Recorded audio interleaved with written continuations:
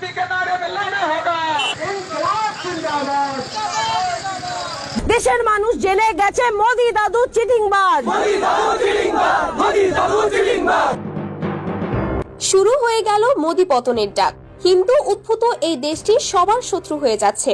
পুরো পৃথিবীর দেশগুলো জেনে গিয়েছে ভারতের মিডিয়া হচ্ছে গাঁজাখোর মিডিয়া। ভারতের রাজনৈতিক অঙ্গনে এখন উত্তাল পরিস্থিতি।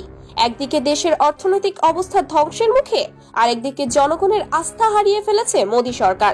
মোদি হটাও দেশ বাঁচাও।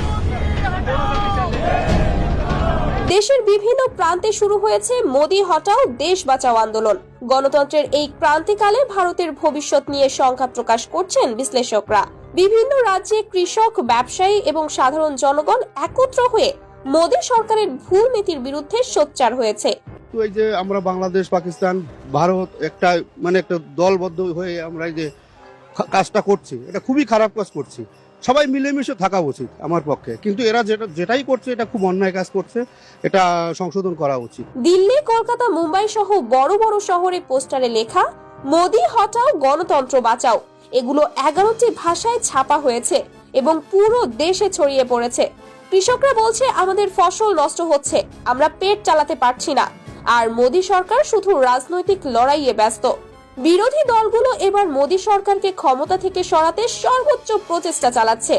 কংগ্রেস, পিডিএস এবং অন্যান্য আঞ্চলিক দলগুলো একসাথে কাজ করছে। তাদের দাবি মোদি সরকারের পতন না হলে ভারতের গণতন্ত্র ধ্বংস হয়ে যাবে। পিডিএস নেতা সমীর পুততুন্ডু বলেন, এই ফ্যাসিস্ট শক্তিকে হারাতে হবে, না হলে দেশ আর কোনোদিন সুষ্ঠু নির্বাচন দেখতে পাবে না। কান খুলে শোন বলছি, আজ বিজেপি দাঙ্গাবাজ, আম জনতা বলছে দেখো মোদি দাদু চিটিংবাজ।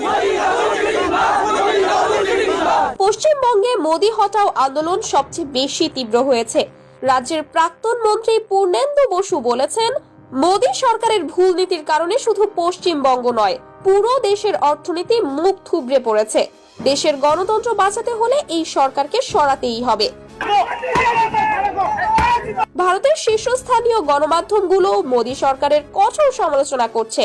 Times of India, Indian express এবং আনন্দবাজার পত্রিকা বলছে, মোদি সরকার গণতন্ত্রের নামে একনায়কতন্ত্র চালাচ্ছে। জনগণের ভোটাধিকার রক্ষা করতে হলে এই সরকারকে সরাতে হবে।